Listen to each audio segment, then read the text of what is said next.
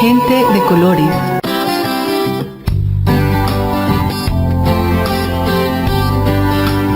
Celebrando la diferencia.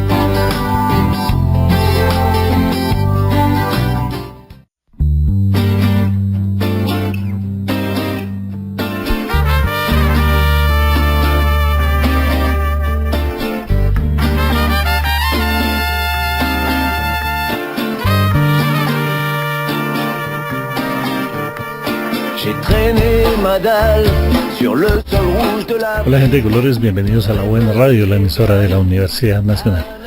Nosotros como siempre cerquita de ustedes, muy alegres por todas las cosas que pasan por acá, que son bien interesantes, teniendo en cuenta además todos sus comentarios y sugerencias que nos hacen para cada momento de nuestra programación.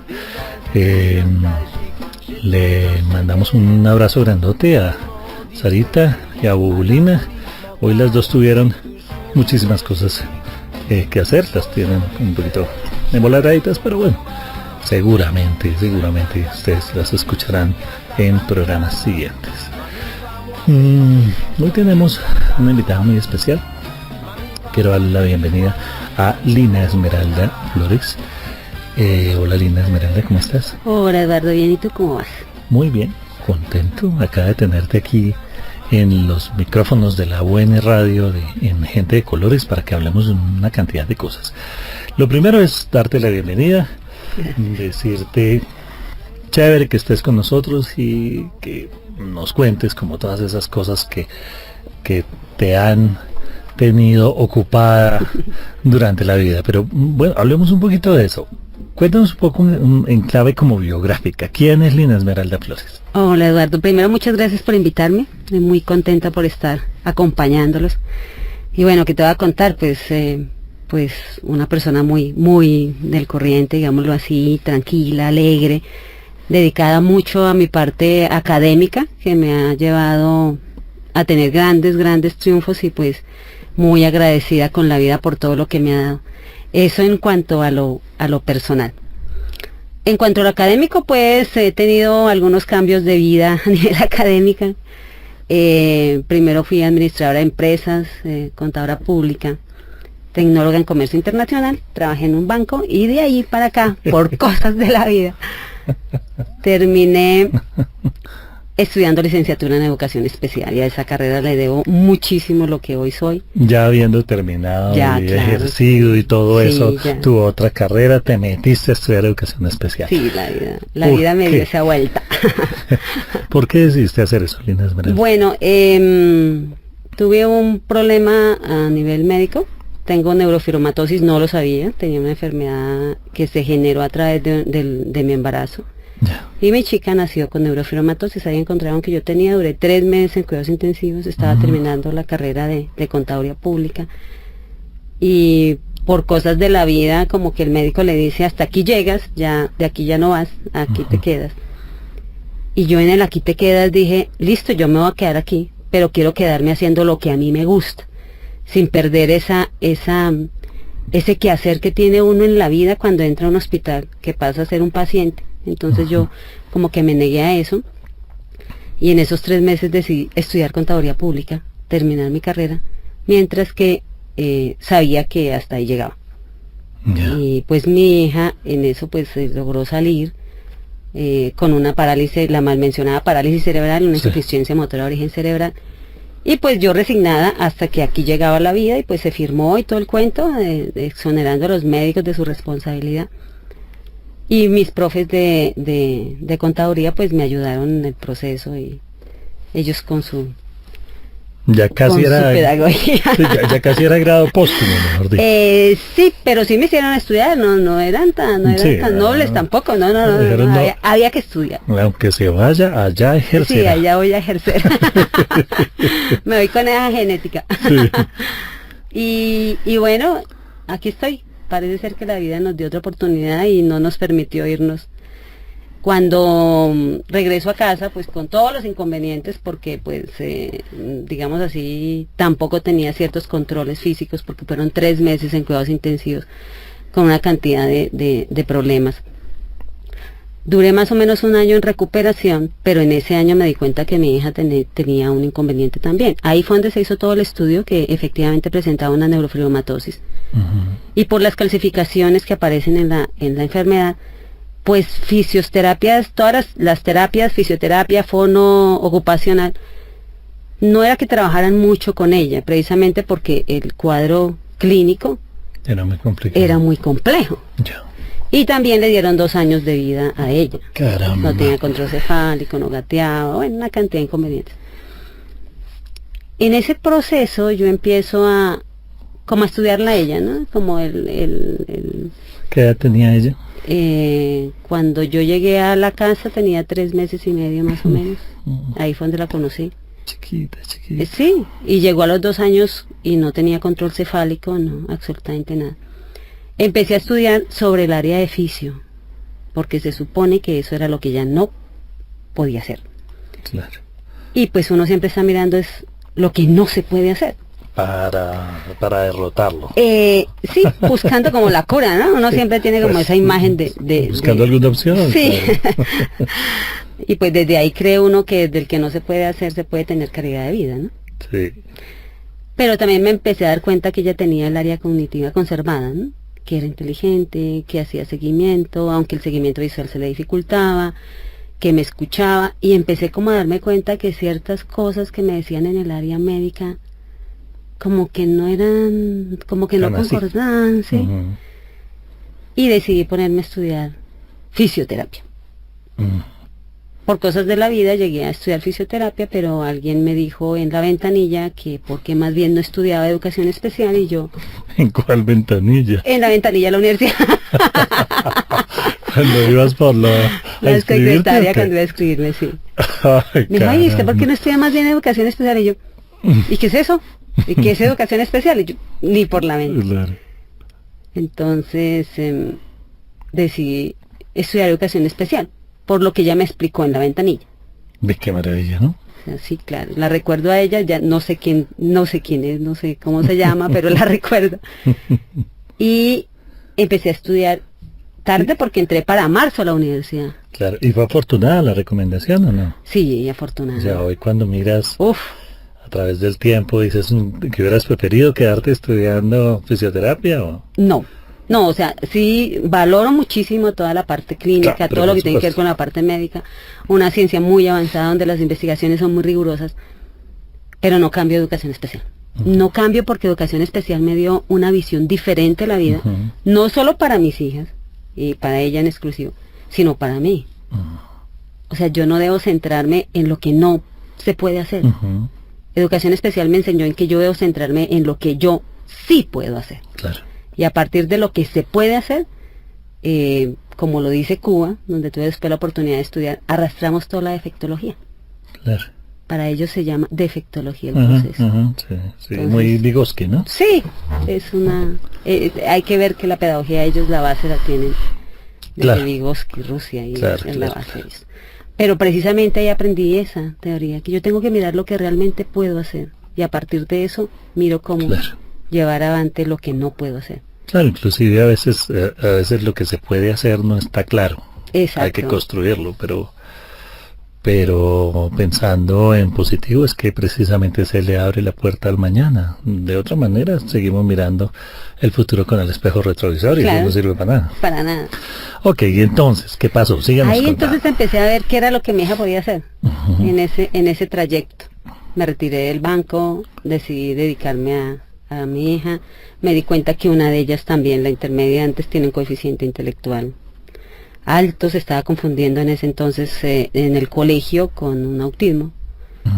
Entonces empecé como a darme cuenta que habían cosas muy cercanas a mí que yo debía hacer. Como si la vida lo llevara a uno a ciertas cosas que uno sabe que debe hacer, pero que nunca atendió, porque con la población yo había tenido en el bachillerato una cercanía en Cibaté, cuando estábamos haciendo esos cursos que le hacían a uno de alfabetización. Sí. Eso. Y empecé a recordar esas cosas y empecé a mirar sobre todo en la pequeña, en la que tiene la mal mencionada parálisis cerebral, insuficiencia motora de origen cerebral, que era lo que realmente podía hacer. Y empecé a trabajar con ella, a mirar qué era lo que podía hacer. Empezamos a trabajar seguimiento visual, empecé a darme cuenta que la área cognitiva estaba conservada, que a pesar de que no tenía control cefálico, me entendía, sabía que le estaba exigiendo, sabían cuándo yo me disgustaba, y yo ya también sabía cuándo yo lo hacía porque no nos podíamos comunicar verbalmente. Y empecé a trabajar toda el área cognitiva y metacognitiva con ella, todo el proceso afectivo, y a sorpresa que la niña, a los 5 años, Catio, se sentó de una vez y empezó a hacer, a pararse. Claro, había que soportarla muchísimo, claro, porque pues toda su hipotonía no le va a permitir. Pero fue una sorpresa grandísima para mí. Tuve la oportunidad de llevarla al mismo neuro que nos había atendido desde el inicio. Y él se sorprendió. Claro. Él me dijo, esto es extraño, ¿a qué terapeuta la llevó? ¿Con qué? Sí, él su área clínica, ¿no? Sí. Dime, aquí la tiene enfrente, ¿qué terapeuta señor? La atendió para recomendar la misma terapeuta? Listo, mándemela. Y le dije, ninguna terapeuta, sí, yo en la casa, en la parte de fono, lo logramos. Sé que cometí muchos errores ahora, lo sé, desde la parte física, lo sé. Anyway. Porque sí, esa no era mi disciplina tampoco. Sí, pero además también ya tenías adelantada educación especial. Claro, no, pues sí, ya educación la tenía muy avante. Y además que la universidad también fue conmigo pues especial, porque tuve la oportunidad de acercarme desde ahí a fisio. De hecho, claro, asistía muchas veces a las clases que no eran mis clases de fisio y de fono, y aprendía ciertas cosas que yo quería, pero sobre parálisis cerebral. Claro, seguramente la nena, ¿cómo se llama? L'Oream. L'Oream. Seguramente L'Oream, y la experiencia, tu experiencia como mamá con ella, pues hacía que vieras las carreras de una manera muy distinta, ¿cierto? Es muy diferente a cuando uno simplemente está allí a ver qué me enseñan, a ver cómo me va y cómo logro aclarar, a cuando uno tiene un interés tan central allí que le ayuda casi que a comprender en cierta clave todo lo que le dicen. Claro, inclusive con los decanos, el decano de educación de hecho, y también la decana de fisio, me decían, Lina hace clases por los pasillos. Y sí, efectivamente, yo buscaba a los docentes que tenían como esa disciplina, y por los pasillos, en la cafetería, y empezaba a hacerle ciertas preguntas de lo que sucedía con ella, y lo que yo hacía, y yo, no, aquí lo estás haciendo bien, no así. Entonces, de alguna manera, pues salía hasta gratis las asesorías. Tuve toda una universidad a mi disposición. Además, tuviste la ventaja también de estar allí presente, como pensando la cosa, como viendo a ver, y dándole de todos modos un carácter muy contextualizado a lo que te decían, porque pues es diferente cuando estamos hablando en general, ¿cierto? Claro, y nunca me separé, a pesar de que ellos miraban esa parte física de lo que no podía hacer, yo nunca me separé del concepto de la educación especial, de miremos la capacidad. Claro. Y a partir de la capacidad empezamos a trabajar. De hecho, cuando el neurólogo la vio, sí me dijo, y él mismo me invitó luego ahí, a la Fundación Santa Fe, a las charlas que se hacían en la mañana con los profesionales, a contar precisamente cómo era que yo había logrado que a los 5 años una niña que tenía una hipotonía cuadriplégica, no tenía control cefálico, una neurofibromatosis acompañada, que se le había diagnosticado un RM, digamos, no, posible RM, porque pues para esa edad no lo iban a hacer, que no tenía seguimiento visual, que probablemente era sorda, o sea, toda la perspectiva del desorden. Exacto, sí, que acompaña un proceso de discapacidad de ese estilo, porque además estoy viva gracias a ella. Entonces, precisamente, él me da ese impulso ahí, a vincularme con el área médica. Y empiezo a mirar todo el concepto, empiezo a estar en esas charlas de desayuno por la mañana, además deliciosos los desayunos de allá, pasaba rico, a conocer precisamente lo que ellos miraban desde neuro, desde fisiatría. Claro. Entonces empecé a aprender ciertas cosas que yo no... A manejar los discursos que de todos modos en educación especial muchas veces no. Pero espera, tú dijiste algo ahorita que me dejó pensando, seguramente que nos escuchan. Tú dices, si estoy viva es gracias a ella. Sí. ¿Por qué? Porque a mí me dio peritonitis por apendicitis en el 8º mes de embarazo. O sea, el apéndice se reventó, los médicos no encontraban la razón de lo que me estaba sucediendo, porque además donde se presentaba ese dolor agudo no era el sitio de una apendicitis. Y pues por ensayo de error deciden abrir estando yo en embarazo. Cuando se dan cuenta que fue el apéndice, pues la niña absorbió todo pues el líquido que ha sucedido y dejaron abierto el vientre para que ella se tratara de mantener, porque digamos yo ya pues se asumía que no iba a estar, porque me acompañó una embolia pulmonar también, entonces ya no tenía oxígeno en mi cerebro sino líquido amniótico. Mejor Pero dicho, tú estás aquí de vainas. Si se creen en los milagros, sí, el que crea en los milagros le doy fe que existen. Entonces, claro, eso fue terrible. Ya a los 8 días tocó, porque ella ya entró en sufrimiento fetal, y ahí explicaron los médicos que ella había, así para muchos, los chicos son como un parásito, ¿no? Por eso nosotros hacemos cierta reacción a los embarazos. Pues ella funcionó precisamente como eso, como un parásito. Entonces lo que hizo fue ser una esponja total y absorber. Bueno. Exacto. Porque claro, absorbió absolutamente todo lo que me estaba sucediendo a mí. Entonces, ese absorberlo a ella pues también la afectó, claro, y detonó genéticamente lo que nosotros traemos, que es la neurofibromatosis, que no se había detonado en ninguna de las otras, pues de mis otras hijas, ni tampoco de mi familia, pero que genéticamente, según el estudio, sí la traemos. Entonces, claro, como ella tuvo ese inconveniente a tan temprana edad, todavía su sistema inmunológico no era fuerte, detonó todo el... Y también por eso hubo la insuficiencia motriz de origen cerebral. Claro, sí. Claro, sí. Se acompañó porque es que la neurofibromatosis o va acompañada por una insuficiencia o va acompañada por una discapacidad intelectual. Es asociada. Pues yo no sé en mi caso, porque creo que no la tengo, no soy medio loca, pero creo que no la tengo. Pero sí tengo la neurofibromatosis. Por lo menos no intelectual, diría Oda. Sí, esperemos. Ok, dejemos de hacer bromas que nos van a jalar las orejas los oyentes, nos van a decir, estos muchachos aquí haciendo bromas con cosas tan serias. Pero es que eso es lo que hacemos, nos tomamos la vida también sin perder la seriedad de todas las cosas. También sabemos que el humor nos acompaña, sino cómo podríamos sobrevivir a tantas cosas que nos pasan, ¿no? Ahí se encuentra la felicidad. Claro, bueno, sigamos entonces, cuéntanos un poquito más cómo ¿qué pasó? Entonces allí ya tú te metiste, estamos en el momento en que terminas educación especial, en que tu hija camina, logra controlar, logra un control cefálico, logra un desarrollo importante allí, y tú a través de la invitación de esos médicos te metes un poco como en ese tema del hospitalario. Sí, me vinculo tremendamente en el tema de los hospitalarios. Antes de terminar la universidad tuve una oportunidad con la Escuela de Forester de Israel, entonces lo modificaría estructural cognitiva. ¿Te fuiste a ver lo de sí, Forester? El decano para esa fecha me ayudó muchísimo, porque se suponía que yo debía haber terminado ya la carrera y tenía que tener un promedio bastante alto. Sí. Y él casi que le comprueba, sin haber terminado, a la escuela que yo efectivamente llevaba un promedio alto. Pues sí lo llevaba, pero no había terminado, y pues estaba en el proceso, y tuve la oportunidad de estudiar modificabilidad estructural cognitiva, que para ellos es modificabilidad estructural cognitiva. Cuando yo lo traigo aquí otra vez a mi contexto, es una neuroplasticidad.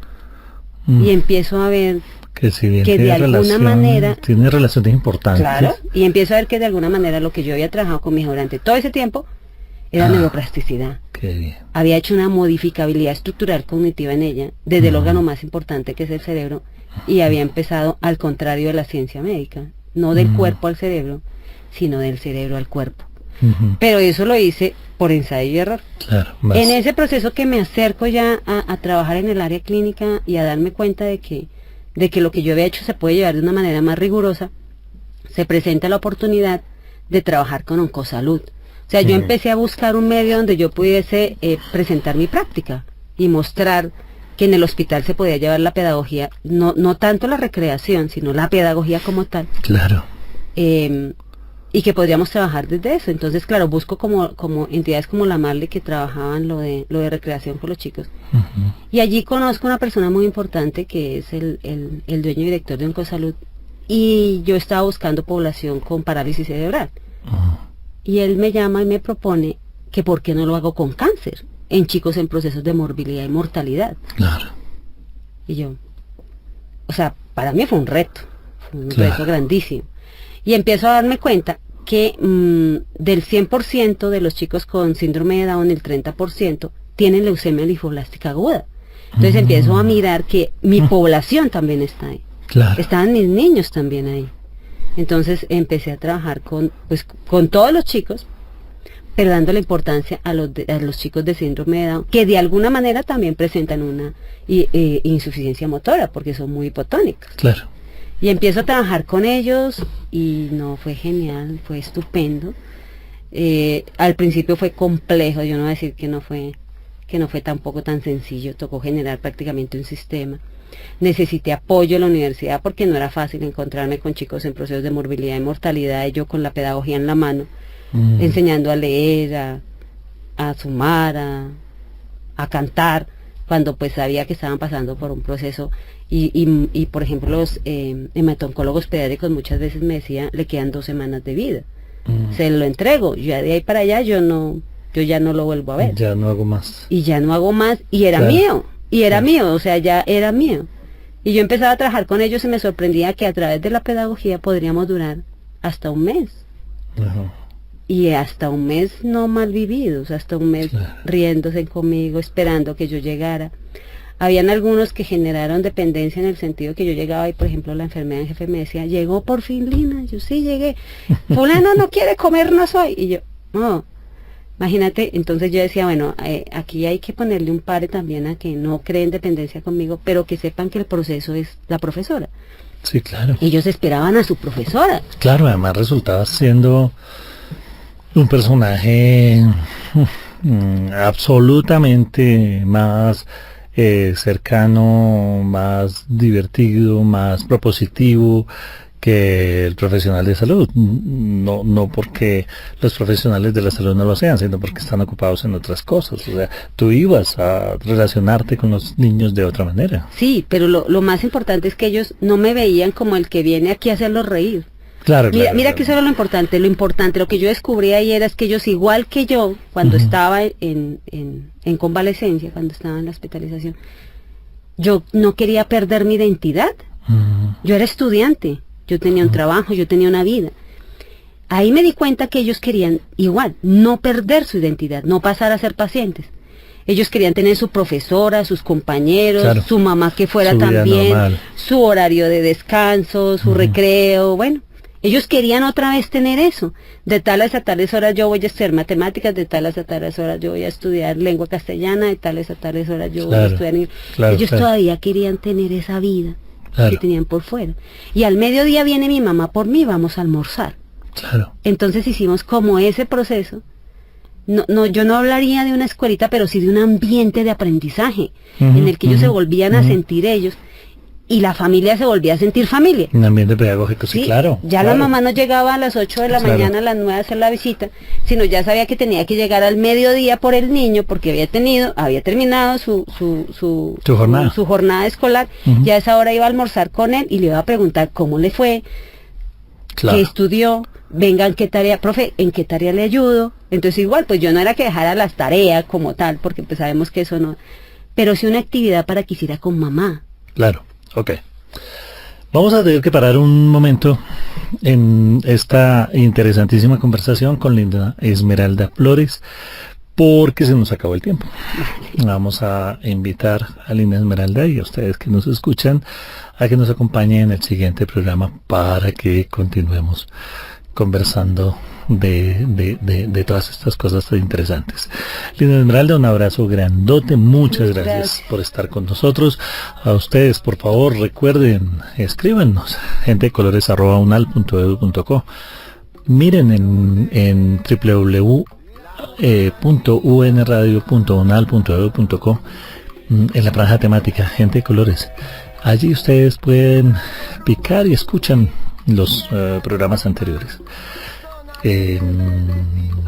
Bueno, un abrazo grandote para todos. Les habló Eduardo Delgado, Gente de Colores, celebrando la diferencia. Polvo de tabaco, aroma café, traigo melao de caña y el ron bien caliente. Ven pa' colorar mi ciudad. Gente de Colores.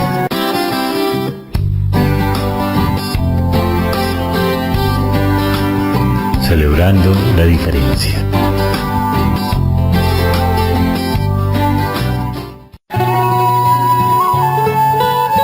Gente de colores.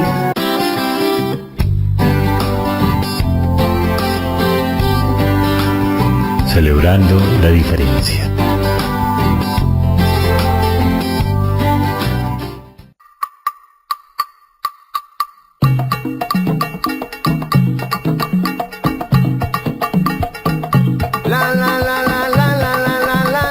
Hola gente de colores, bienvenidos. Seguimos con la buena música. Ustedes se habrán dado cuenta que la vez pasada no le agradecimos a nuestro productor y musicalizador Manuel Durango. Esta vez lo estoy haciendo. Estamos con una deuda de gratitud porque gracias a él es que tenemos esta buena producción. Abrazo, Manolito. Entonces vamos a continuar conversando. Ya veníamos en el programa pasado, ustedes nos escucharon hablando con Lina Esmeralda Flores Perdomo. Hola, Lina Esmeralda. Hola, Eduardo, ¿cómo estás? ¿Cómo te ha ido? Bien, contento de tenerte aquí otra vez con nosotros. Hay muchas inquietudes que la gente nos ha expresado en este ratico entre un programa y otro, que tienen que ver con, bueno, inquietudes que se irán despejando con la conversa. Retomemos algunas cosas. Es posible que las personas que nos están escuchando ahorita no nos hayan escuchado, algunos no nos hayan escuchado antes, y se hayan perdido mucho de esa grandiosa experiencia vital que has tenido tú. Pero como no podemos repetir el programa, les vamos a pedir muy amablemente que por favor lo escuchen. Sí, vamos a retomar algunas cosas. Lina Esmeralda Flores, educadora especial, pero antes de eso habías estudiado contaduría, trabajabas en un banco y entonces de pronto a propósito de tu embarazo, ya a un mes del nacimiento de tu hija tienes que ir a la clínica por una peritonitis donde aparecen entonces otras situaciones allí complejas que las afectan a tu hija y a ti. 3 meses en cuidados intensivos. 3 meses en cuidados intensivos por una cantidad de cosas que se detonaron precisamente por tener también la neurofibromatosis. O sea, de alguna manera también se detona en mí esa carga genética que no se conocía. Ajá. Muchos podemos andar por la vida con carga genética sin no saberlo. Y claro, pues detonaron no solamente la embolia pulmonar, en una... embolia pulmonar. Me dieron 2 paros cardíacos. O sea, hay que ver que ya los médicos tenían también la razón efectivamente de lo que iba a suceder. Pero ahí yo me pregunto cosas. Y es, bueno, ahí tú decías estudiar educación especial, ¿cierto? Seguramente esa experiencia, además de la experiencia concreta con tu hija, esa experiencia de estar como paciente al interior del sistema médico te hace ver las cosas muy distintas, te hace pensar en lo que después resulta siendo uno de tus focos de interés importante, que es el tema de la pedagogía hospitalaria. Es decir, te hace pensarte como maestra al interior de un sistema clínico, como fue tu posterior trabajo cuando ya terminas educación especial y te vas a trabajar con pacientes con cáncer, con niños con cáncer, y decides ser entonces la profesora, que es en últimas lo que nos estabas contando al final del programa pasado. Pero cómo esa experiencia tuya al interior de lo clínico, no solamente digamos en relación con tu hija, sino tuya personal como paciente en ese sistema clínico, te impacta para meter la docencia, para meter la pedagogía en lo clínico. Bueno, en el momento en el que yo estaba enferma como paciente, y que tuve la oportunidad de salir de eso y tener la oportunidad de volverme a sentir viva, de volver a caminar, de volverme a mover, de no depender de otros. Claro, y además que te habían dicho que eso no iba a Sí, pasar. no, eso no iba a suceder. Además, en la situación en que salí a casa, pues tampoco era, porque yo estaba totalmente dependiente, ni siquiera controlaba esfínteres. Y saber que lo logré me hizo ver que la vida está más allá de una profesión como las que venía yo realizando. Y que podía apoyar a otros que por mi misma situación estaban pasando. Pero yo no lo pensaba desde el área de pedagogía en ese entonces. Claro. Yo siempre lo miraba nuevamente desde el área clínica, pero no desde pedagogía. Cuando encuentro educación especial y me da como esa luz, recuerdo que lo que yo quise fue no dejar de ser quien soy. Y me di cuenta que la educación, no sé si estaría siendo muy atrevida en decirlo, es lo único que no nos deja dejar de ser quien somos. Claro, Para mí, claro, no nos confunde con un diagnóstico. no nos confunde con un diagnóstico, nos da otra opción de vida. Entonces desde ahí yo empiezo a configurarme. No era mi intención ser docente, no, tampoco lo era, pero digamos así, la fortaleza estaba ahí y yo tenía que buscar esa capacidad. Y esa era la capacidad que yo encontré en mí, primero, y segundo, en mis chicos, porque ya no eran pacientes, ya eran educandos, pero no estaban en un colegio. Entonces, ¿qué chicos podrían ser? Entonces, yo decía, pues, empecé a configurar desde lo teórico esa práctica. O sea, digamos, empezamos de la práctica a la teoría. Y empecé a llamarlos mis educandos hospitalarios. ¿Por qué? Porque yo era educadora. Claro. Y para ese entonces pues se conocía y se conoce la diferencia entre ser educadora o ser pedagogo. Pero yo era licenciada en educación especial, entonces desde ahí empecé a configurar todo el proceso y a darme cuenta que podía ayudarle al otro, pero desde una ciencia, no desde de llegar y llevarle el dulce o el juguete, que eso no está mal, eso también está muy bien, porque eso les da vida a ellos. Sí, es asistencialismo de todo. Exacto. Que también es necesario, pero no es el centro de la intervención. No es el centro, pero yo llevaba otra herramienta y era la que ellos ya conocían. Porque de alguna manera cuando llega alguien a hacerles ese proceso de recreación es alguien que para ellos también es desconocido.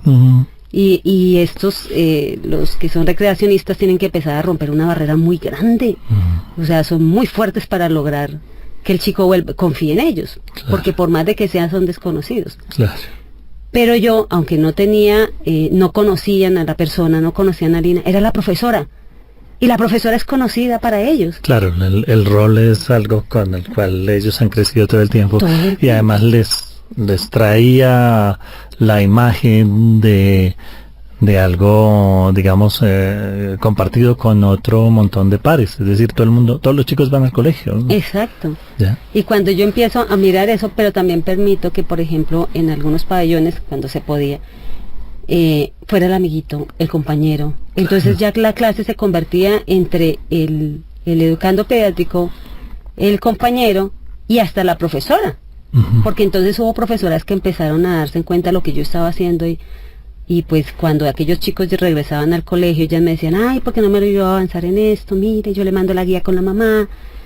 Entonces yo empezaba como a vincular toda una familia y me di cuenta que no solamente era la rehabilitación profesional, sino que terminamos vinculados en un proceso que después supe también, igual, o sea, primero fue la práctica y luego llegamos a la teoría, de una rehabilitación basada en la comunidad. Entonces ya estaba la mamá, la profesora, la mamá del niño que iba, de su mejor amigo, de su compañerito, ya el compañerito quería estudiar con él, ya iba a ciertas horas para estudiar con él, entonces eso... Pero ¿cómo hiciste tú, digamos, centrándonos en esa experiencia en ese momento, cómo hiciste tú para lograr un trabajo de conjunto con los clínicos y con los terapeutas que supongo que simultáneamente estaban actuando sobre el niño? Nosotros, parte de mi experiencia, por ejemplo, en una institución donde trabajé, era que era a veces difícil ese encuentro entre los pedagogos y los terapeutas, y muchas veces el chico estaba como en el medio allí, ¿no? Era una cosa como complicada. Pero ¿cómo fue esa experiencia para ti? Para mí esa experiencia, yo no sé si es que la vida la tenía preparada ya para mí, porque sí tuve, digamos, algunas diferencias con el área de terapia desde que era mamá. Pero cuando yo llego al hospital, a Oncosalud, los que fueron los hematocólogos pediatras o los de pediatría, los médicos, me recibieron con los brazos abiertos. Ellos tal vez venían también sufriendo ese proceso de cómo ayudarle al niño más allá de colocarle un protocolo de quimio. Sí, claro. Además es que el cáncer en un niño supera cualquier comprensión. Entonces ellos casi que me necesitaban. Y ellos fueron los que me abrieron la puerta. Claro. Ellos me sentaron en su consultorio a explicarme qué era lo que estaba pasando con el niño. Empecé a aprender medicina. Uh-huh. Y de alguna manera ellos me obligaron a trabajar el mismo lenguaje. Entonces yo debía hablarle con ellos en el mismo lenguaje. Cuando yo me acercaba con ellos, o por ejemplo con la psicóloga, yo ya no iba a decirle, no, es que el niño no me quiere sonreír, es que el niño no, ya está afectada en su inteligencia emocional, yo ya hablaba bonito, yo ya hablaba como ellos hablaban. Claro, y ese es un plus en educación especial, ¿no? Muchas veces yo trato de que los estudiantes de educación especial comprendan que necesitan manejar el discurso de las diferentes disciplinas, no solamente para comprender lo que les están diciendo, cosa que además es absolutamente necesaria, sino también para poder interactuar en un mismo plano, digamos. Yo no digo con el mismo conocimiento, pero sí saber de qué le están hablando a uno. Pero, además, porque ese es su contexto. Claro. O sea, si yo voy a ese contexto, lo mínimo que yo debo hacer es saber cómo se habla en ese contexto. Claro. Porque yo no puedo pues ir allá en el contexto a cambiar un ambiente que ellos ya tienen estructurado, muy bien formado, de hecho. Sí. Entonces lo mínimo que yo voy a hacer es acercarme y aprender. Y tuve muy buenos docentes, tuve pediatras que se quedaban después de la jornada cansados y agotados y se sentaban conmigo a explicarme. Y ellos no se ponían a adornarme las palabras, no, ellos me decían como tiene que, así se llama la enfermedad. Así se hace el proceso, así es que esto es una punción lumbar. Y yo, ¿qué es eso? Claro, yo también tenía que poner de mi parte para poder estar con los chicos y aprender. Aprendí muchísimo, no con la intención de ser médico, ni más faltaba duro mi carrera, pero sí para poderme acercar a ellos. De hecho, en las juntas médicas, porque en las juntas médicas ya después tuve la oportunidad de estar con ellos en las mañanas, juntas médicas, yo ya podía decirle al médico, doctor, yo le recomiendo que no hagamos el protocolo de quimioterapia hoy. Mire, protocolo de quimioterapia. No le estaba diciendo, mire, no le coloquen medicamento, no le pongan la inyección. No le pongan la inyección. No, ya le estaba diciendo por qué. Y ya el psicólogo me preguntaba, ¿y por qué? No, es que yo veo que los niveles de inteligencia emocional no están para el proceso que yo estoy llevando a nivel de pedagogía. Entonces ellos también aprendieron pedagogía y también me preguntaban, ¿y qué es eso? ¿Y cuál es la diferencia entre discapacidad y diversidad, por ejemplo? Y empezábamos a hablar de eso. Y esas diferencias las encontrábamos, pero también encontrábamos los lazos de unión. Claro. No, y además es que muchas veces, por ejemplo, una mamá pregunta, ¿qué le pasa a mi hijo? Y aquello que se le dice desde las disciplinas, por ejemplo, o la explicación amplia del diagnóstico, no dice mucho. Generalmente lo que dice además es bastante pesimista. Claro. ¿Sí? Uno como profesor, como maestro, puede decir otras cosas sin estar falseando lo que se dice, sino explicarlo en una clave muy vital, ¿no? Exacto. Y mira, y no solamente los padres. Los mismos niños, así sean pequeños, ellos me preguntaban, profe, explícame qué me está pasando. Claro. Porque tú sí me lo puedes explicar, más o menos. Claro, yo se lo puedo explicar. Entonces, ¿qué pasa? Ahí la didáctica se vuelve supremamente importante. Claro. Y empecé también a vincularme en el área de pedagogía. Mire, desde educación me empiezo a vincular desde el área de pedagogía. Y empiezo a mirar con qué didáctica yo le debo enseñar al niño que me está preguntando. Claro. Para que también se sienta contento mientras aprende y no terminar diciéndome lo último, entonces me voy a morir, ¿no? Claro. Lo llevo a que conozca lo que tiene, pero sin la conclusión a que me voy a morir.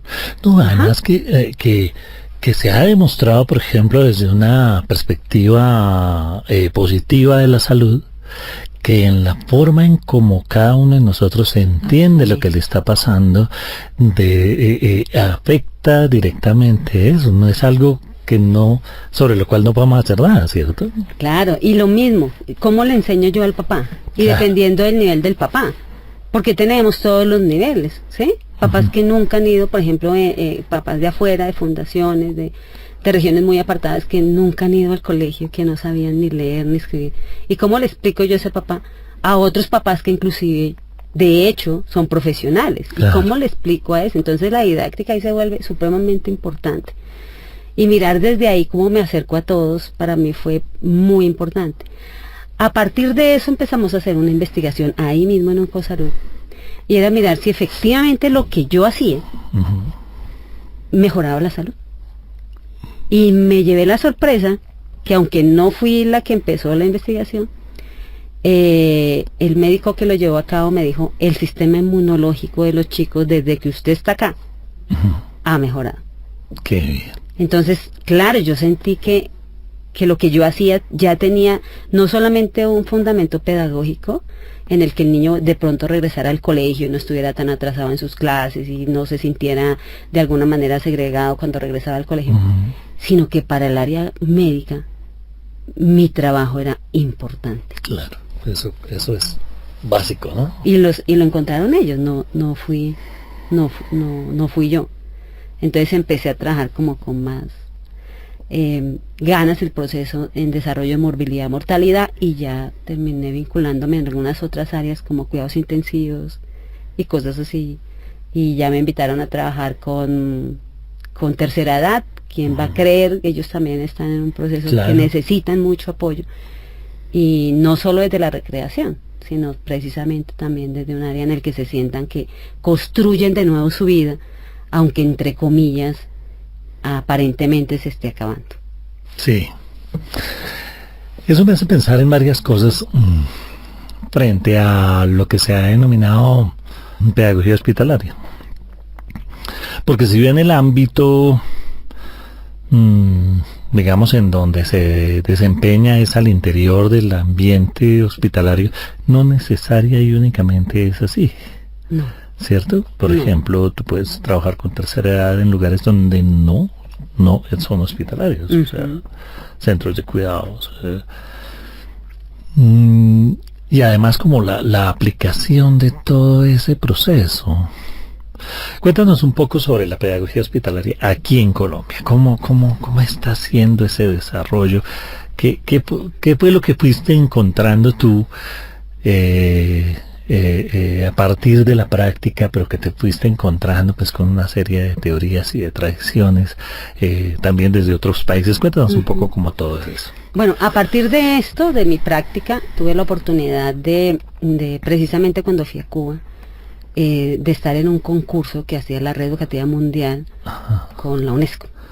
¿Ya qué te fuiste a hacer a Cuba? Yo estaba estudiando allá, en el CELAE, estaba estudiando lo que tenía que ver con discapacidad, con autismo, con sordoceguera, los procesos de enseñanza para esas poblaciones, y con actividad física adaptada para los chicos con parálisis cerebral. Entonces estuve esos 2 años ahí, pero en uno de esos concursos me invitaron, pero yo no presenté lo que estaba estudiando allá.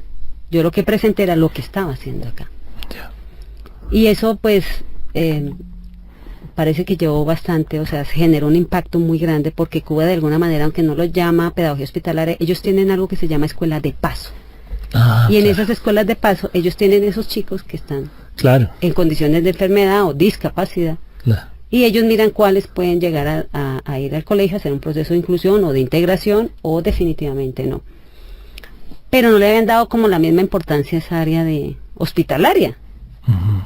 A partir de ahí, de la red educativa, me conoció muchas personas y tuve la oportunidad de ir a ciertos países: Bolivia, Uruguay, Argentina, Chile, México, ahora pues últimamente Estados Unidos, a comentar lo que yo hacía.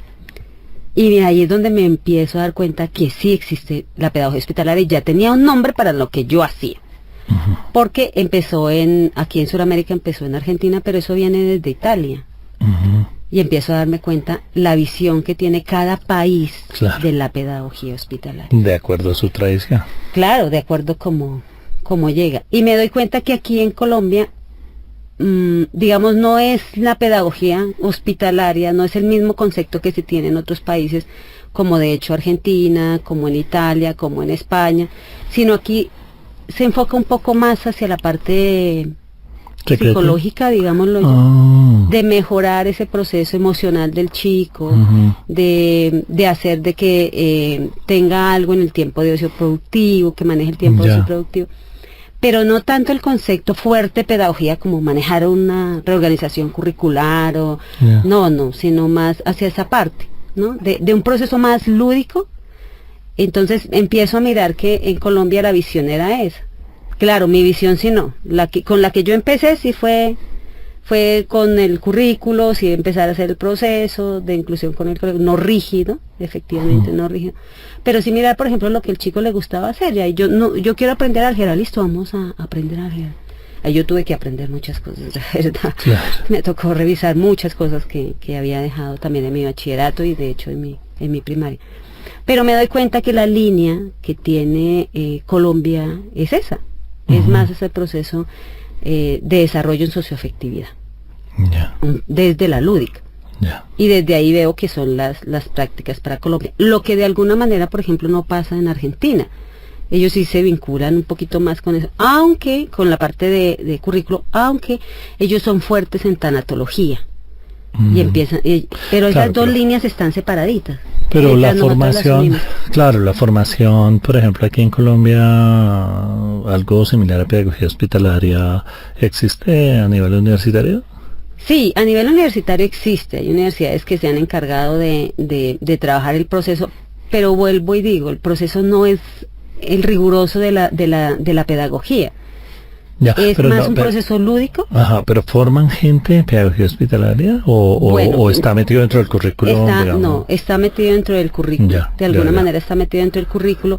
Sé que hay un diplomado que ya están trabajando, pero vuelve a ser un diplomado más hacia el área socioafectiva, por lo que yo me puedo dar cuenta, sin decir que eso no merezca importancia. Eso es muchísima la importancia que tiene, porque si nosotros no empezamos por lo socioafectivo no hacemos absolutamente nada. Pero lo que pasa es que yo pienso que los ámbitos son tan complejos y a veces es tan difícil, digamos, mantener una secuencia curricular, y eso hace entonces que la gente se centre en intervenciones mucho más, digamos, separadas en el tiempo, digamos. Efectivamente.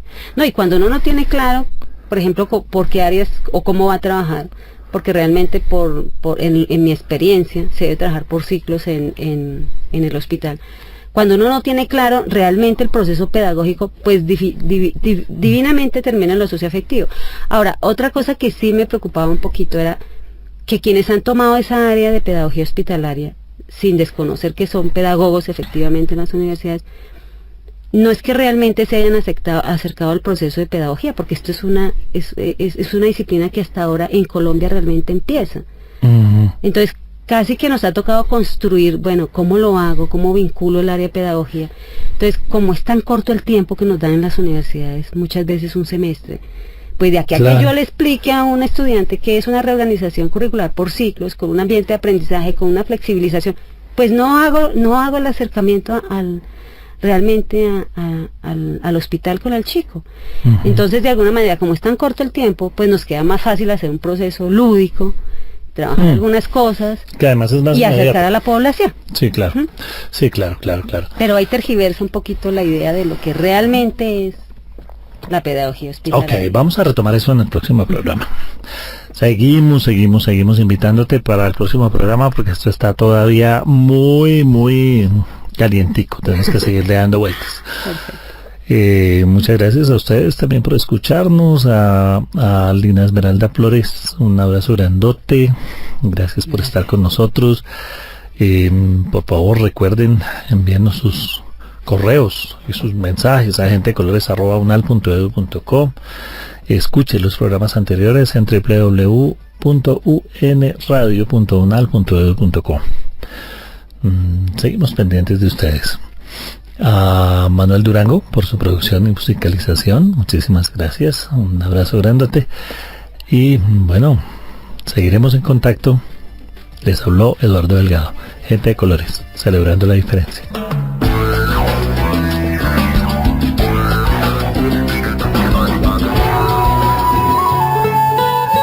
Gente de colores.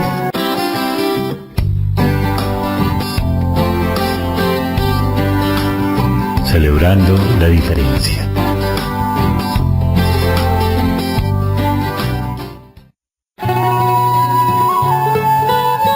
Gente de colores.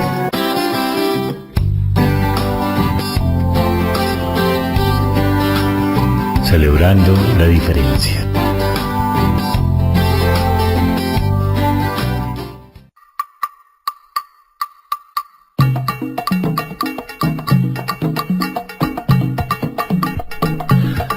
Hola, gente de colores, bienvenidos.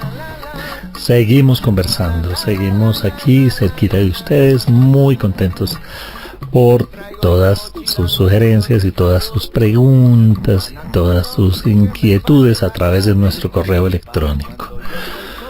Seguimos conversando con Linda Esmeralda Flores. Hola, Linda Esmeralda. Hola, Eduardo. Bienvenida de nuevo.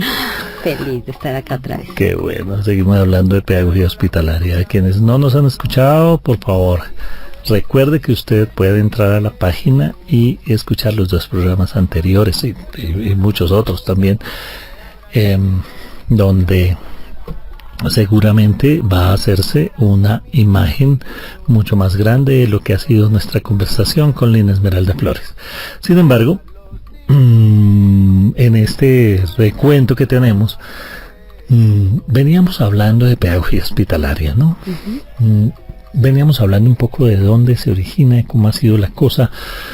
Recuérdanos un poco, tú decías que tal vez actualmente en Colombia el concepto de educación de pedagogía hospitalaria es algo que está, por decirlo de alguna manera, como en transición, que está como construyéndose, viniendo de unas concepciones como más centradas en procesos más lúdicos y socioafectivos, como más en cierto sentido como inmediatos, pero que en últimas lo que se quiere con pedagogía hospitalaria es algo que también atiende a otras dimensiones del ser humano y a otra trascendencia. ¿De dónde sale la pedagogía hospitalaria en el mundo, Linda? Bueno, en el estudio que yo hice, en la investigación que hice, histórica, nació en el Hospital Bambino de Italia, con los chicos efectivamente parálisis cerebral. Desde ahí nació, en todo lo que yo he venido estudiando para saber qué estoy realmente haciendo y desde dónde lo hago, es desde ahí.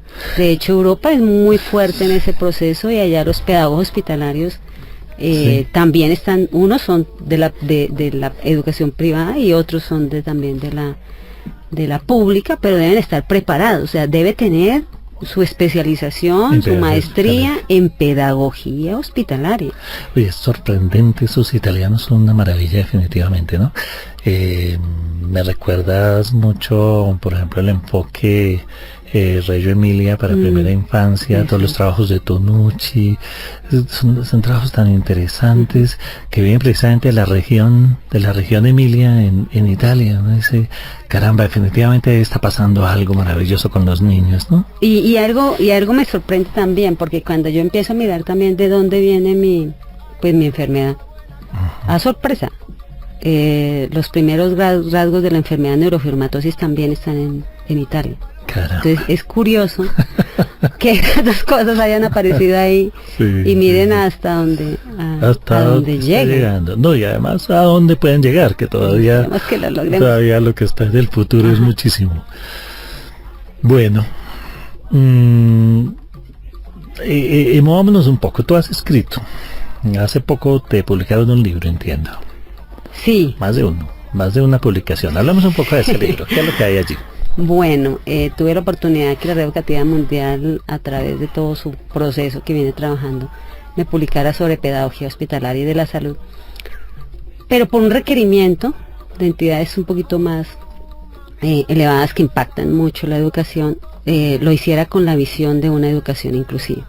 Qué chévere. Entonces escribo el libro de pedagogía hospitalaria, pero hacia la educación inclusiva, porque efectivamente es ese trayecto de pasar de un aspecto de segregación que es necesario. En el hospital es necesario segregarnos, o sea, yo no me imagino estar trabajando en el pabellón de quemados con los chicos del pabellón de renal. No se debe hacer. Entonces es cierto que tener un proceso que es necesario digamos, algunos de segregación en el buen sentido de la palabra, ¿no? Pero es transitorio. Pero es transitorio. Y precisamente ahí es donde llegamos nosotros los pedagogos, a hacer ese proceso que es transitorio a un proceso real de inclusión. Claro, tenemos que pasar por una pedagogía domiciliaria, lo que decías. Ahí ya no solamente es porque estamos en el hospital, no, podemos estar en la casa, podemos estar en la parte, en el área terapéutica. No necesariamente tenemos que estar en el hospital. La pedagogía hospitalaria no se suscribe al hospital. Por eso yo hablo de que no es una escuelita, sino que son aulas hospitalarias. Y el aula soy yo, el aula la tengo yo. Claro, es un ambiente pedagógico. Es mío. Es algo que hemos venido también desarrollando con el concepto de aula húmeda, donde la idea no es que, digamos, el ambiente pedagógico no son unas paredes, no son unos asientos, es todo el proceso en el cual se diseña todo el proceso de enseñanza y aprendizaje con los diferentes sujetos en diferentes ambientes. Además que le buscamos una razón de ser, porque no es solamente enseñanza y aprendizaje, sino es enseñanza y aprendizaje ¿para qué? Claro. Para el desarrollo y el crecimiento, y le estamos dando a ese ser un proyecto pedagógico con calidad de vida. Si le tocó un minuto, bueno, pues un minuto. Si le tocó 2 semanas, pues 2 semanas. Si le tocó 2 años, pues 2 años, pero le estamos dando una visión hacia el futuro. Y eso es lo importante, y eso es lo que ellos quieren ver. Y a la larga todos los que estamos, tuvimos un proceso de convalecencia, estamos en el hospital, ¿qué queremos ver? Un objetivo, un futuro, el que sea, pero que nos dejen transitar por él. Y es darle precisamente esa opción a través de la pedagogía, y es tomar esa aula, y dentro de esa aula, lo que dices, Eduardo, es crear ambientes de aprendizaje. Y ya desde ahí estructurar todo el concepto. Por eso es que muchos nos quedamos en lo lúdico, porque el ambiente de aprendizaje sí también nos da esa herramienta y nos divertimos ahí, pero no es el ambiente, no es el proceso lúdico por lúdico, sino ayudar a que pasen esa frontera, porque muchos van a seguir viviendo, porque la ciencia médica ha avanzado muchísimo en las condiciones que sean, por supuesto, pero es llevarlo hacia una vida regular, hacia que vaya en su colegio. Ahorita volvemos al libro, pero detengámonos un poquito en esto de los ambientes y en una pregunta que hace la gente por el correo, y es bueno, mire, digamos que uno entiende que dentro de esa transitoriedad hay situaciones en las cuales una persona va a tener que estar mucho tiempo, digamos, allí en este ambiente. Entonces es como más posible pensar un proyecto pedagógico con unos objetivos de pronto más integrales, más amplios, porque vamos a tener a esa persona, es decir, en la práctica vamos a poder tenerle todos los días una cierta cantidad de horas, y entonces esto se va a parecer un poquito más al proceso escolar. Pero hay otros casos, como lo nombrabas tú también en el programa pasado, hay casos donde de pronto el médico dice, mira, tiene 2 semanas de vida, solo tienes este momento. O hay también otros escenarios, como por ejemplo muchos de los escenarios, por ejemplo de los centros de protección del bienestar familiar, donde los niños están un tiempo corto mientras se les resuelve su proceso de protección de derechos, y van a donde la familia o van a otro lado, y en ese tiempo corto es un tiempo también muy importante para intervenir pedagógicamente. Entonces, ¿cómo se hace para pensar los objetivos en situaciones tan distintas? ¿Cómo funciona diversas, eso? Sí, mira, exacto. Primero, lo que nosotros volvemos a la educación especial. Lo primero que nos vamos a centrar es en la capacidad. Y así, digamos, como el médico hace su diagnóstico clínico, nosotros no es que hagamos un diagnóstico sobre el niño, pero sí sobre la situación pedagógica del niño. Claro, eso lo hacemos. O sea, digamos, es un diagnóstico pedagógico situacional, sobre la situación pedagógica que el niño se encuentra. Desde ahí miramos la capacidad, y cuando nos acercamos a él desde el área socioafectiva, lo primero que le preguntamos es, ¿qué quieres hacer? Claro. Porque él ya lo tiene claro. Él ya tiene claro que se va a quedar 2 años ahí, o ya tiene claro que va a estar 1 mes, o ya tiene claro que probablemente ya. Y nosotros asumimos que los niños sí saben No, lo que quieren. Lo saben más ellos que nosotros. Ujú. O sea, y si están muy pequeños, por ejemplo, porque he trabajado con neonato también, la mamá lo tiene claro. Sí. Si quiere saber qué quiere un niño, pregúntale a la mamá cuando está en proceso neonatal. Ella lo tiene claro, nosotros no. Entonces trabajamos desde ahí. Por ejemplo, yo tuve un adolescente que sabía que ya había hecho metástasis en pulmón. Venía de una fundación. Y él tenía claro que él ya no iba a ir mal. Ya habían amputado una pierna, ya lo tenía claro. Pero él quería seguir su proceso de escolarización. Entonces yo le decía, bueno, ¿y qué quieres que hagamos? Y él me decía, yo quiero aprender álgebra. Yo quiero álgebra. Mira lo que él quería. Él quería aprender sobre el álgebra. Y yo, ay, Dios mío, álgebra. Señor Dios. Recuérdeme cómo es que... Creo que él me va a enseñar álgebra a mí. Efectivamente empezamos álgebra y terminó enseñándome álgebra. Claro. ¿Qué quería él realmente? Él quería enseñar álgebra. Seguramente su sueño había sido sería ser docente en matemáticas, me imagino yo. Pero eso es lo que quería hacer y terminó enseñándole a la profesora álgebra. Y no hay mejor manera de aprender que enseñar. Claro. Entonces cada uno de ellos le va dándonos el camino por el cual ellos quieren transitar. Ya cuando tenemos chicos, por ejemplo, que ya sabemos que van a volver al colegio, pero tienen que quedarse en como 6-7 meses en esos protocolos, pues ellos lo que no quieren es atrasarse mucho con el colegio. Es que mis compañeritos ya se saben la tabla de multiplicar, profe. Entonces, ¿qué empezamos a hacer con ellos? Empezamos a hacer ese currículo contextual y flexible con el colegio y mirar cómo yo empiezo a trabajar con ellos, entre comillas, lo mismo que le están enseñando en el colegio, pero no bajo un proceso rígido, sino hoy tú qué quieres hacer. Claro. Y ahí es donde genero el ambiente de aprendizaje, porque en un solo ambiente te enseño matemáticas, español, biología, Claro. en uno solo, Claro. teniendo en cuenta la base mínima común de aprendizaje. Claro, y la edad del niño, los intereses. Exacto. Claro. Mira los dos extremos y con los dos extremos se trabaja desde pedagogía. Los extremos. Y con aquellos chicos que están, por ejemplo, en fundaciones, que muchas veces también, por ejemplo, en procesos de adopción, ellos también ya tienen claro lo que quieren hacer en la vida. De hecho, yo me atrevería a decir que más ellos que cualquier otro. Porque también saben cómo están viviendo, saben cuál es su condición, saben que dependen de terceros. Sí. Y no tienen un futuro claro. Ellos casi que le dicen a uno es ¿qué profesión quieren tener? Ellos no se desgastan en decirle a uno, no quiero aprender biología. Sí, una materia, ¿verdad? No. Yo quiero ser... Yo quiero ser. Sí. Yo quiero ser profesor. ¿Cómo le enseño a ser profesor?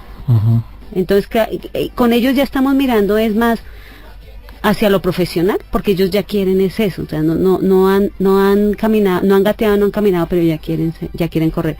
Entonces en parte porque quieren también ser grandes y poder manejar unas circunstancias que son muy agresivas. O ser algo en la vida, porque ¿qué pasa? Que de alguna manera la situación de vulnerabilidad que tienen, como los que los ha llegado a decir, yo no soy nadie, ¿sí? Como que los lleva en ese proceso a esa conclusión.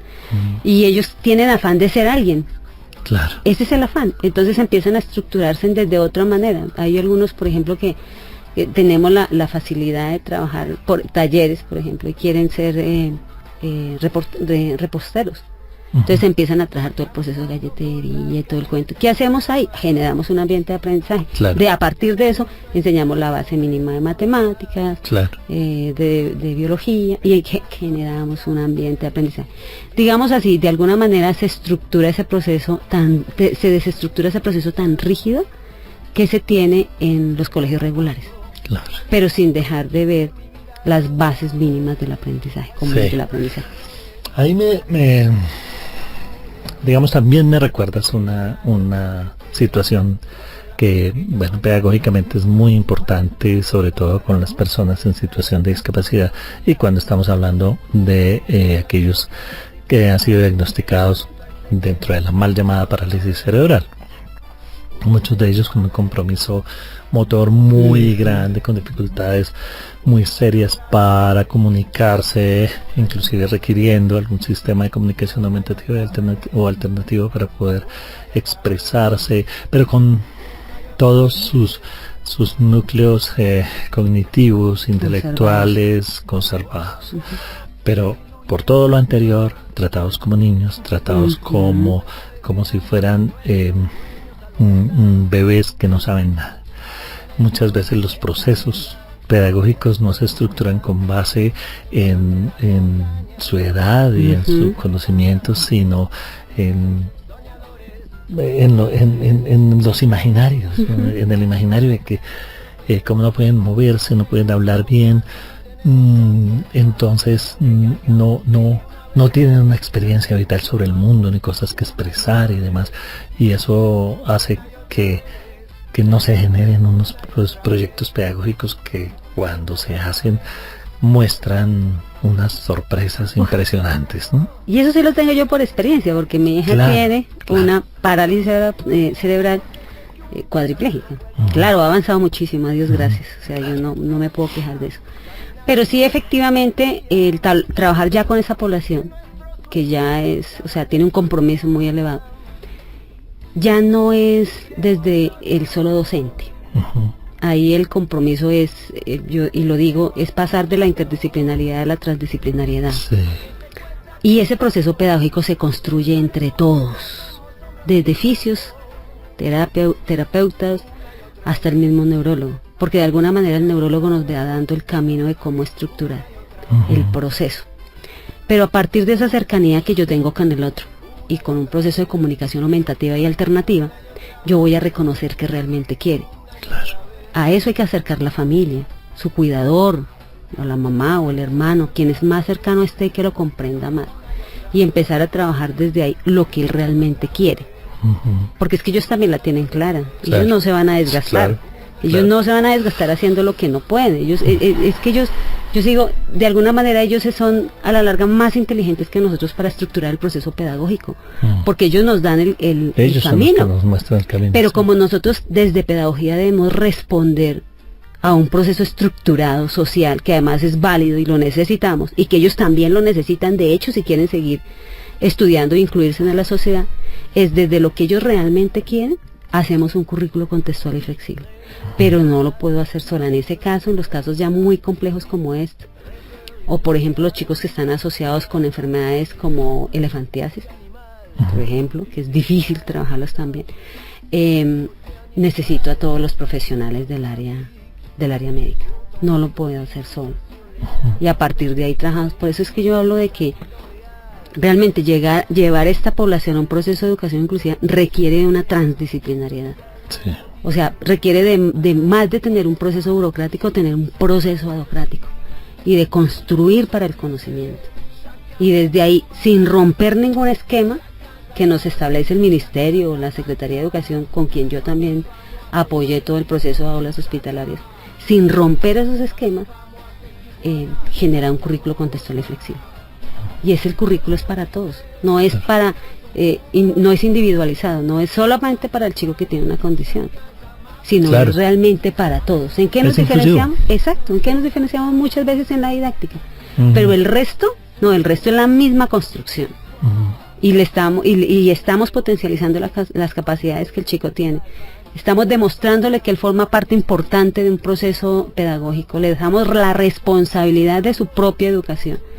Y nosotros estamos aprendiendo un montón, y nos estamos reestructurando desde la pedagogía en un espacio diferente. Estamos viéndola, pienso yo, como nos invitó a verla realmente el padre de la pedagogía, desde que es un elemento fundamental para generar felicidad en nuestros educandos. Y si la generamos, ya hemos ganado, y hemos ganado muchísimo, que eso es lo más importante. Qué bueno, qué bueno. Volvamos un poquito al libro, y entonces, ¿cómo se llamó ese libro? Ya no lo habías dicho.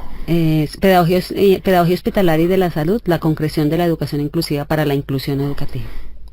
Qué interesante eso, ¿no? Es decir, desde Pedagogía Hospitalaria de la Salud, es decir, se hace una propuesta real para la inclusión.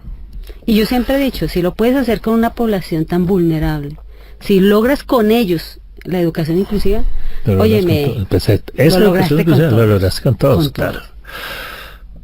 Desde ahí, ¿cuáles son las distancias y cercanías que tienes con, digamos, o que pueden plantearse con los actuales procesos o planteamientos de educación inclusiva que se están desarrollando en el país? Algo en el que también tuve la oportunidad, por ejemplo, de trabajar, vuelvo a lo mismo, desde la práctica, sin saber qué era lo que estaba haciendo, era el manejo de las TIC, la verdad, sin saber. ¿Por qué? Tuve la oportunidad de trabajar en pabellón de quemados con los chicos de fundación. Y yo allí no puedo entrar absolutamente nada. Claro. Además yo tengo que estar también totalmente cubierta y claro. Y yo decía, bueno, ¿yo qué hago? La sola palabra aquí tampoco es que funcione mucho, porque si llego a tener por ahí alguna gripa tampoco puedo entrar. ¿Yo qué hago? ¿Cómo me acerco? Algunos podría hablarles, otros pues precisamente por el nivel de la piel, la afectación de la piel que tienen, tampoco pueden reír, tampoco puedo llegar a hacerlos reír. Mira, no puedo hacerlo tampoco porque les voy a generar dolor. No pueden coger un lápiz, no pueden coger una crayora, no pueden... No, ¿qué podemos hacer con ellos? A partir de eso, pues yo llevaba la tablet y me dio por entrar con la tablet. Y empecé a darme cuenta que a partir de eso podía generar todo un proceso pedagógico y solamente las TIC podían ayudarme. Claro. En ese sentido, pues digamos, TIC es todo, pero la tablet, el celular, era mi herramienta más cercana. O sea, mire cómo los ingenieros han creado cosas que también van a ayudar todo el proceso de la salud. Entonces el chico con la sola mirada ya se alegraba, ya sabía que llegaba la profesora, ya se reía con los ojos, no se reía con su boca, y ya anhelaba el momento, y empiezan también a subir el sistema inmunológico, empiezan los niveles del sistema inmunológico. Claro. Pero pues al principio yo no sabía qué era lo que tenía que hacer, yo llegué allá como, yo esto no lo conozco, además fue muy reciente, el impacto era grande, la comunidad religiosa me apoyó, precisamente la gerencia del hospital también, pero se suponía que la que sabía era yo. Pues sí, porque por lo menos ibas con esa perspectiva de encontrar alguna salida, encontrar alguna posibilidad. Y la encontraste. Y se logró. Tanto se logró que después me di cuenta que como pues yo no podía estar todo el tiempo, además estaban los chicos en muchos hospitales, estaban también las profesionales, las pedagogas que también sufrieron, también debía estar en el proceso. Me di cuenta que lo estaban haciendo las enfermeras. A sorpresa que me lleve, cuando las enfermeras me decían, enséñeme pedagogía. Qué bien. Yo quiero que este niño se sienta bien, quiero verlo reír con los ojos. O sea, ellas ya querían saber cómo lo hago reír posterior a o antes de que lo haga sufrir. Claro. Porque de alguna manera también tienen un compromiso. Y resulta que ahora me doy cuenta que muchas de las personas que están en enfermería quieren estudiar pedagogía hospitalaria. Entonces, ahí es donde me doy cuenta que efectivamente se hace tanto la inclusión, que la inclusión empieza por el mismo profesional. Claro. La inclusión no empieza por el niño, empieza por nosotros. Claro, por la transformación de los contextos y los roles. También. Exacto. Y ellos mismos empiezan, enséñame que yo lo quiero hacer. Claro. Imagínense cómo empieza a generarse un proceso de inclusión educativa. Y el proceso ya es transdisciplinario y ya de un factor burocrático como el hospital pasamos a ser adocráticos en un momentico. Sí. Y con un factor lúdico. Y hacia el área socioafectiva, fíjense. O sea, sin dejar todo el proceso, miren lo que se logra. Y eso es una alegría muy grande, es una satisfacción inmensa. Es mucho lo que tenemos que aprenderle en inclusión a la experiencia, a la práctica de la pedagogía hospitalaria. Sí, es mucho, y mucho lo que tenemos todavía por hacer. Sí. Porque estamos mirando enfermedades que de alguna manera son recurrentes. Pero lo que yo te digo, trabajemos con una elefantiasis. El impacto es grande. El área cognitiva está conservada. Claro. Muchas veces son chicos con un coeficiente intelectual. ¿Yo qué hago? Claro. ¿Cómo me enfrento a ellos? Además que la transformación tiene que ser muy fuerte en nosotros también. ¿Cómo es mi mirada hacia el otro? Que yo no lo vea como diferente. Porque cuando yo lo coloco en la diferencia, estoy mirando que tiene factores positivos y negativos. ¿Cómo me paro yo realmente de la diversidad? Porque no es un sinónimo. ¿Cómo me paro yo de la diversidad? ¿Cómo miro al otro como mi complemento? En ese momento en el que yo empiezo a trabajar con él. Y me despojo de ser el docente que sabe, a pasar a ser el docente mediador en un proceso que no sabemos hasta dónde va a llegar. Porque ni saben ellos, ni lo sé, ni lo sabemos nosotros. De hecho, ni lo sabe el médico, mire lo que sucede. Sí. Muchísimas gracias, Lina Esmeralda Flores, por esta conversa tan chévere que hemos desarrollado en estos 3 programas. Abrazo grandote, muy seguramente vamos a seguir conversando en el futuro. Y bueno, todo lo que la gente nos diga, pues aquí estaremos pasándotelo y conversando contigo también hacia adelante. A ustedes por escucharnos, por sus comentarios, muchísimas gracias. A Manuel Durango por su producción y musicalización. Escríbanos por favor, gentedecolores@unal.edu.com. Abrazo grandote, les habló Eduardo Delgado, Gente de Colores, celebrando la diferencia.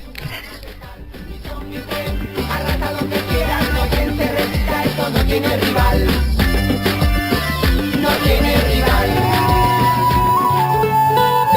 Gente de colores.